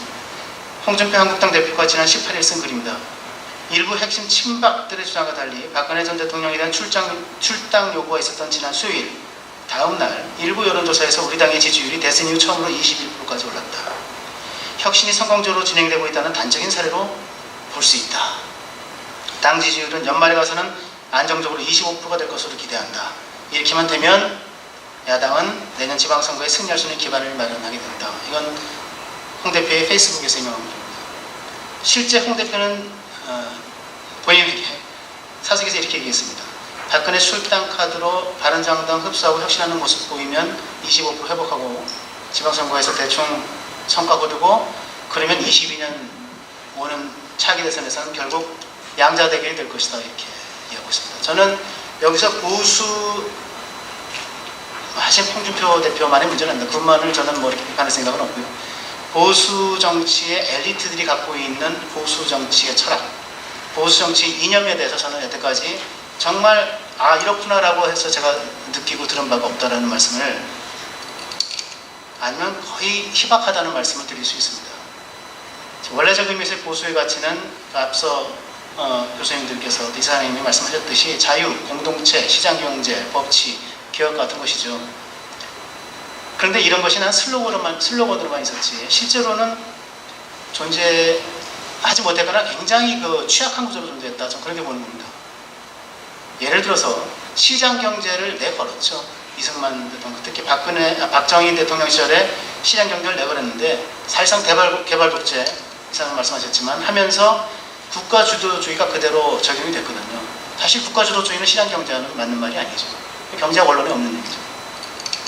때문에 이념 슬로건적으로 있었지만 실제로도 적용하지 못했다. 저는 자유민주주의도 마찬가지로 생각합니다. 그래서 소위 6.25 전쟁과 절대빈곤의 탈출이라고 하는 양대 과제 속에서 소위 반공과 성장을 슬로건으로 해서 그걸로 사실은 보수가 이념적인 보수적 가치를 확립하는 기 전에 역사적으로 좋은 말로 얘기해서 역사적으로 이렇게 보수주의의 가치관이 성립되어 온 겁니다. 저는 거기에 보수주의의 이념적 철학적 취약성이 있다 이렇게 말씀을 드리고요. 세 번째는 혁신이 없다라는 것을 말씀드립니다. 제가 유석춘 자유한국당 혁신위원장이가 인터뷰를 하면서 던진 질문의 한 토막입니다. 혁신은 저항이 따르게 되어 있습니다. 저항을 극복하려면 세력이 있어야죠. 하지만 류 위원장은 혈혈단신입니다. 뭐를 갖고 혁신할 겁니까? 이렇게 물었습니다. 류 위원장 답변입니다. 저는 세력을 만들 생각도 없고 만들려 해도 안 만들어집니다. 다만 제가 이 일을 맡도록 제안을 해주신 대표, 홍준표 대표죠. 홍준표 대표가 저를 지원해주고 있습니다. 이렇게 든든한 백입니다. 이렇게 얘기하고 있습니다. 그러니까 혁신을 하는데 홍 대표가 지원해주기 때문에 혁신이 될 것이다. 그래서 이게 보수정당의 혁신은 다른 겁니다. 차치하고라도 보수가 어떻게 몰락했는지 어떻게 괴멸했는지에 대한 철저한 성찰을 하고 반성을 하고 내려놓기를 하고 그래서 개파 패권주의 문화를 청산하고 당내 민주주의를 실현하고 이런 것 등을 다루면서 격렬한 토론을 통해서 이루어져야 되는 것인데 대표가 뒤에서 밀어주고 있잖아요. 혁신이 안 되는 거죠. 그러면 그 혁신의 내용은 어떻게 되겠습니까? 저는 그 보스의 또는 그 주군의 입맛에 맞게 설계될 수밖에 없다고 생각합니다. 대표적인 예가 전략공천 강화라는 혁신안을 내놓은 겁니다. 전략공천 강화라는 사실은 거꾸로 하는 거죠. 밑으로부터 민주주의를 부정하는 내년 지방선거 대비용이고 보수의 권한만 강조하겠다는 거다. 저는 그렇게 봅니다. 넷째, 마지막입니다. 리더십이 없습니다. 마지막으로 에피소드 말씀드리겠습니다. 저는 류 위원장한테 또 질문했습니다. 류 위원장이 2006년에는 그래도 한나라당에는 대통령 후보감도 많고 인적 자산이 많은 정당, 그때는 박근혜, 그다음에 이명박, 손학규 이런 분들이 계셨죠. 그렇게 했던 말이 생각나는데 지금 한국당은 시스템도 없고 인적 자산도 없는 당이 되어버렸습니다. 어떻게 된 겁니까? 했더니 또 답변하는 게 홍준표라는 자산이 있지 않느냐 이렇게 얘기하더라고요. 그리고 그때보다 자산의 양은 줄었지만 107명이라는 국회의원이 있습니다. 근데 그 107명의 국회의원이 어떻게 뭐를 잘하고 있다는 얘기를 저는 여태까지 들어본 적이 별로 없는데요. 모두 다 이렇게 형편없다는 얘기를 말씀드린 건 없습니다. 평균적으로 그렇다는 말씀이고요. 자, 그래서 이와의 대화 속에서 리더가 왜 없어? 그래도 우리 안에 누군가 있어 라고 얘기하는 것이 느껴졌습니다. 저는 보수의 위기는 곧 리더십 부재의 위기라 생각하고요. 실제로 리더십의 부재가 반성도 안 하고 철학도 안 하고 철학도 없고 혁신도 안 하는 반성의 부재, 철학의 부재, 혁신의 부재를 낳고 있다. 그렇게 생각합니다. 그럼 어떻게 되는가? 지금 말씀드린 것을 전부 다 재구성하면 됩니다. 간단히 말씀드리죠. 저는 또는 보수의 리더십이 보수의 재구성이라는 소위 미완의 프로젝트를 완성해야 된다고 저는 생각합니다. 저는 미완의 프로젝트, 이 미완의 프로젝트는 즉 보수의 반성을 통해서 그를 기반으로 보수를 혁신하고 보수가 재건되는, 그래서 보수를 완벽하게 재구성하는 이 프로젝트를 사실은 실패했지만 그러나 끝나지 않은, 이건 하버머스의 용어입니다. Failed but unfinished 프로젝트를 저는 보수가 이제부터라도 시작해야 된다. 반성하고 혁신하고 재건하자. 그래서 리더십을 통해서 보수를 재구성하자. 이렇게 말씀을 드리고 싶습니다. 이상입니다. 네, 기자님 감사합니다. 이 보수의 사무, 반성, 이념과 철학, 혁신, 리더십의 부재에 대해서 말씀해 주셨고요. 이 보수가 다시 이 미완의 프로젝트를 완성까지 가기 위해서는 강한 리더십에 의해서 반성 그리고 혁신, 그것에 의한 재건과 복원, 이것을 지금 새로운 리더십이라는 말씀을 제가 빼드렸습니다. 네, 새롭고 새로운 리더십, 유능하고 네. 실제로 나이로거나 생각하는 것이 젊은, 네, 차세대. 네, 감사합니다. 그러면 신용한 청년위원장님 잠깐 좀 말씀 들어보겠습니다. 네, 대통령 직속 청년위원장을 지내 신용한 인사 올리겠습니다. 다른 일로 늦게 와서 뒤에 이렇게 했는데 갑자기 저 기회를 주셔서 정말 진심으로 감사드리고요. 5분 시간 주셨으니까 잘 모르고 한참 배워야 될 젊은이지만 우리 정말 인생의 대선배, 또 우리 사회 대한민국을 이끌어주시는 어르신들께 한두 가지 교감, 공감의 그 퀘스천을 한번 같이 던지고 가고자 합니다. 우선 지금 그 뒤쪽에 이렇게 쭉 발제해 주시는 거 잘 들었는데요. 저희가 바라볼 때 이 보수, 우파, 용어는 저는 그리 중요치 않다고 생각합니다. 지난번에 한국당에서 최고위원 출마하시는 분이 보수라는 용어가 싫으니까 우파, 그럼 혁신 우파가 좋을까요? 개혁 우파가 좋을까요? 등등을 저한테 묻습니다. 제가 아주 쿨하게 답했습니다. 우리가 하는 행동이 혁신적이고 개혁적이지 않은데 우리 스스로 그걸 개념지정 지금 뭐 하느냐? 국민들이 지어주는 거 아니느냐? 라고 쿨하게 답을 했습니다. 그런 용어를 떠나서 제가 보기에 지금 현재 우리 우파의 가장 큰 위기의 원인을 한 가지로 말해보라 라고 한다면 저는 가치적 동질성, 아이덴티티의 동질성이 없는 그런 집단이다. 우리 스스로. 그렇다면 상대방은 어떠느냐? 상대방도 비슷하죠. 그러나 그들은 수도 없는 개파도 우리보다 많고 수도 없는 싸움도 있었고 1년 반 전만 해도 수도 없는 개파 간의 분쟁도 있었지만 이무리한 행진곡이라고 하는 노래 한 곡에도 가슴이 찡할 정도로 보이지 않는 그런 동질성을 가진 사람들이다. 그러면 우리는 지금부터라도 그런 것들을 만들려는 노력을 하고 있는가? 잘 모르겠습니다. 저 자신 지지난주 금토 청년들 58명과 같이 무박이 램티를 했습니다. 매주 토요일 아침 08시부터 청년들과 함께 스터디 포럼을 하고 있습니다. 목표는 간단합니다. 아이덴티티, 동질성을 가지고 가는 새로운 집단들을 만들고자 합니다. 자, 제가 같이 교감하고 가자고 하는 교감의 질문을 던지고자 하는 것은 지금 우리 오늘 세미나의 주제가 지난날의 성찰과 내일을 향한 도전입니다. 그럼 내일에 있어서 가장 중요한 한 축이 청년이라고 본다면 과연 우리 기성세대 또 더 심하게 표현하면 기득권의 입장에서 청년들을 잘 이해하고 있는가에 대한 퀘스천을 던지고 가고자 합니다. 수많은 분들께서 밴드, SNS, 카톡, 페이북 다 잘하십니다. 그러니까 우리도 충분히 청년들 잘 소통하고 이해하고 있어 라고 많이들 말씀하십니다. 과연 그럴까요? 현장에서 제가 일자리 경제 쪽 파트에서 계속 뛰었으니까 한번 말씀드려 보겠습니다. 야 임마 네 눈높이만 낮추면 갈 데가 많아. 일자리가 없는 게 아니야. 수도 없이 말씀들 하십니다. 진짜 그럴까요? 청년들은 어떻게 생각할까요? 사고의 패턴, 의사결정 구조가 바뀌었습니다. 그거의 핵심에 모바일 개인 미디어가 있습니다. 휴대폰으로, 스마트폰으로 대별되는 모바일 개인 미디어가 있습니다. 요즘 젊은 청년들 전부 의사결정을 직관적으로 합니다. 아마 이 자리에 계신 우리 선배님들 대부분 종이신문 보실 겁니다.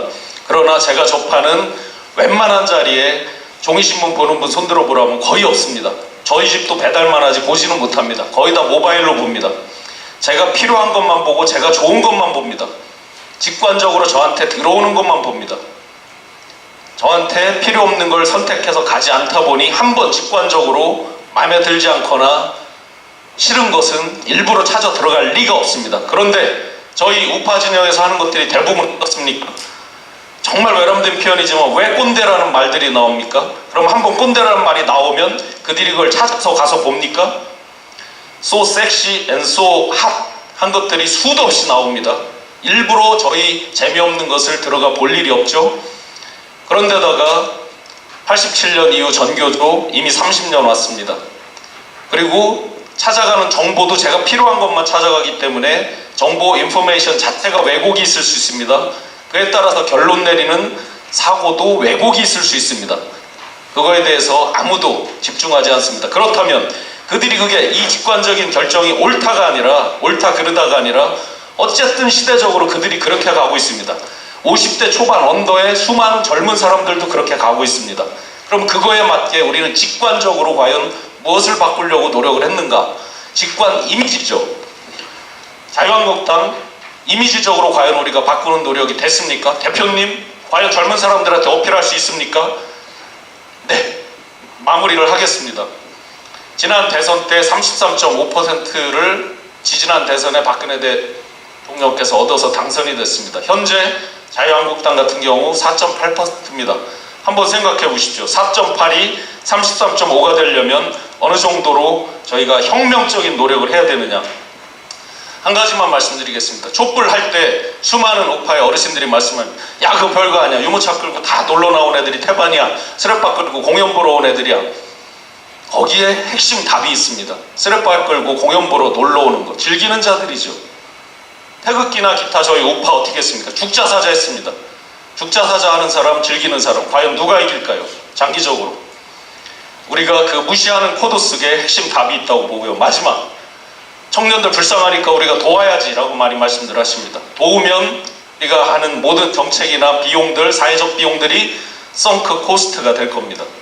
그들을 지금이라도 생활 속 아젠다, 거대 담론도 있지만 젊은 사람들이 원하는 먹고 사는 것, 취업, 일자리, 복지, 수당, 수많은 생활 속 아젠다를 우리 걸로 만들어서 너희들이 미래 세대 성장 동력이자 주체이다 라고 생각하고 우리가 설계를 다시 할 때 진정한 인베스트가 되고 그들의 마음을 돌리리라고 생각합니다. 감사합니다.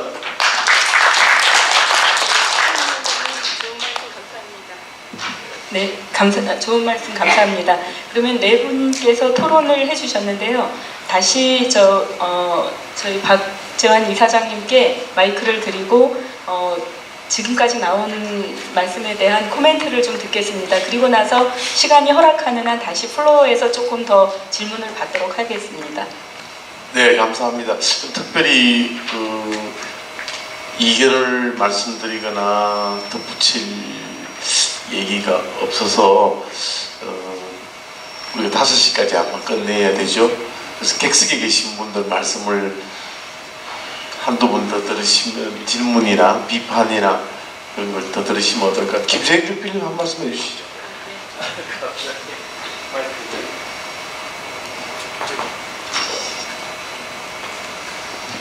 네, 아까 소개받은 매경 김세영이고 이제 지금은 주필에서 고문으로 얼마 전에 한 단계 뒤로 좀 물러섰습니다.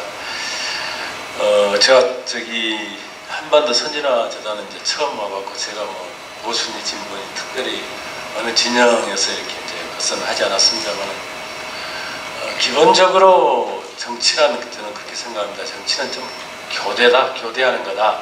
그래서 읽어보면 이제 우파가 쭉 이래서 우파가 강조하던 것을 한 10년 하면은 굉장히 그 처칠이 그렇게 잘했음에도 불구하고 전쟁이 끝나는 해에서는 이제 굉장히 처절하게 패했는데, 그래서 어찌 보면 유권자들은 너무 오래 한 게 가장 큰 죄고, 그래서 좀 다른 식으로 좀 해보자 하는 게 또 정치가 아닌가. 근데 우리나라는 87년 6.29 이후로 좀 굉장히 짧은 시대에 벌써 보면 이제 좌우파 우리가 기성관념으로 이게 보수 한국이 그 오랫동안 보수적인 어찌 보면 이제 기업이나 뭐 방공이나 이런 거 해왔기 때문에 보수가 기본인 줄 알았고, 또 중간에 진보가 약간 했는데, 저희가 듣기로는 또 이 보수가 할 때는 우리가 굉장히 앞으로 50년간 할 거다.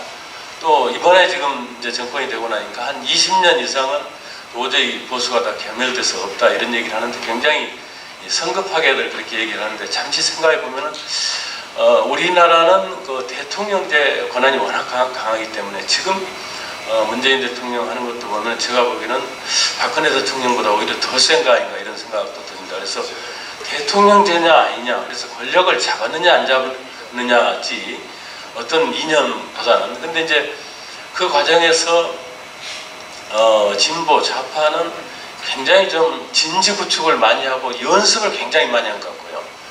그리고 이제 보수는 그저 좀 공짜로 그냥 오는 거다 하고 좀 많이 생각을 했던 것 같고, 특별한 그 어떤 이론이랄지 모럴이랄지 이런 걸 생각하지 않으면서 아까 이제 박찬원 장관 말씀대로 70년대 권위주의식을 그대로 해도 그냥 되는가 보다, 그렇게 하면서 지금 현재는 이제 지난번에 국정농단이 되면서 제가 볼 때는 그 모럴에 제일 문제가 생겼었지 않은가, 지도자의 모럴이. 그래서 이번에 이제 정권 바뀐 걸 보고 제가 보기에는 보수도 드디어 이제 체계적인 모럴과 책임의식과 하는 것을 전부 이렇게 표로만 돼 있는 게 우리가 체화하고 그런 지도자를 이제 길러내야 된다, 체계적으로.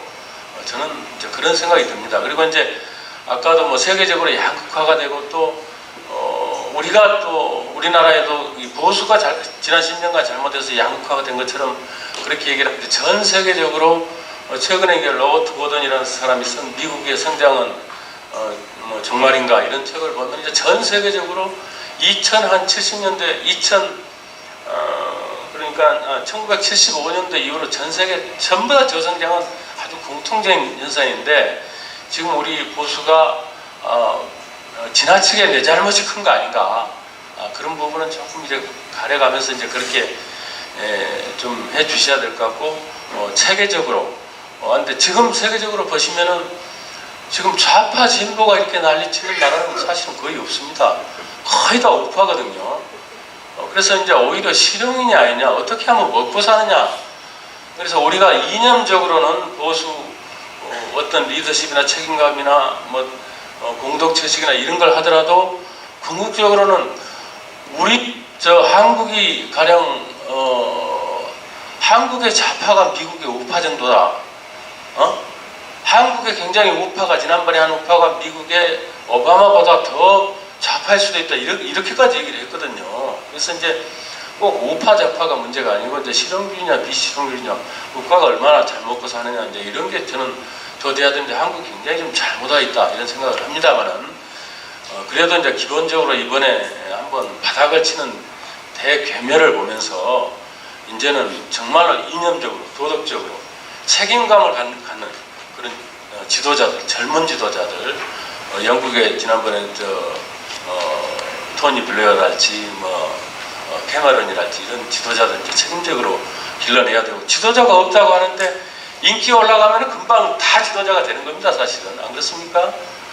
보수도 뭐 당이 지지율이 그냥 확 올라가고 상대방이 못하게 올라가는 거지, 꼭 지도자가 없는 건 아닌데 체계적으로 좀 기르고 너무 자학하지 말고 차근차근 이번에는 기초를 좀 다져야 되겠다, 그런 생각을 해봅니다.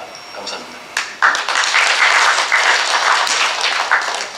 지금 플로어에 앉아 계신 저 청중께서도 굉장히 하시고 싶은 말씀들이 많으실 것 같아요. 공감대를 이미 저희가 충분히 형성을 했지만 또 나름대로 개인적인 말씀이 있으실 거로는 알고 있습니다. 하지만 저희 한선재단은 앞으로도 계속 이런 좌담이라든가 토론이라든가 계속 될 것입니다. 그래서 저희 한선재단 앞으로 많이 사랑해 주시고 후원해 주십시오. 마지막으로 박재환 이사장님 마지막 말씀 잠깐 부탁드리겠습니다. 네, 저희가 5시까지 있고 장소를 비워줘야 돼서요. 혹시 한 1분 안에 마치실 수 있겠습니까? 예. 그러면 저 마이크를 좀 전해. 네, 저는 남북한 개천절 행사 추진위원회 준비위원 장영선이라 그럽니다. 저희가 2014년도에 통일부하고 허락을 받아가지고 평양에 당군릉이 있습니다. 거기서 개천절 행사를 성대하게 치르고 잘 왔습니다. 그래서 요번에 또 개천절 행사를 지금 방북 허가를 받아가지고 통일부에 지금 교섭을 하고 있습니다. 그래서 요번에 개천절 행사에 가실 분들 있으면은 좀 신청해 주시기를 바라고요. 오늘 여기 참 중요한 그 자료라든가 이렇게 말씀이 많았는데 동영상 비디오 작성이 없어가지고 이런 거 유튜브라든가 이런 데서 봤으면 좋겠는데 참 아쉽습니다. 그리고 좀 우리가 이게 당의 자손 한 핏줄 한 형제이기 때문에 평화 통일을 1차적으로 원하는 것이라고 생각합니다. 그래서 평양 당군릉 가는데 좀 관심을 가져주시고 같이 갔으면 좋겠습니다. 네, 감사합니다. 감사합니다. 예. 오늘 참 진행해 주셔서 너무 감사합니다. 네, 제가 발제한 자료는 우리 한선재단 홈페이지에 들어가시면 지금 올려져 있습니다. 홈페이지에서 다운로드 받으시면 되겠습니다. 네. 나성민 의원님, 지금 저희 5시까지 끝내야 되기 때문에 혹시 추가로 말씀하실 분들은 우리 홈페이지 소통란에서 말씀을 올려주시면 더 참석 못한 분들도 공유하실 수 있겠습니다. 마지막으로 너무나 감사하다는 말씀과 함께 앞으로 좀 더 저변이 확산되고 저희 재단 회원들도 말하자면 풀뿌리 방식으로 이렇게 좀 조를 짜가지고 서로 유기적으로 연대 협력하는 그런 동질성을 강화할 수 있도록 노력하겠습니다. 긴 시간 함께 해주신 여러분께 깊이 감사드리고 안녕히들 돌아가십시오. 다음 주 목요일 공동체 자유주의 조찬 세미나는 계속됩니다. 감사합니다.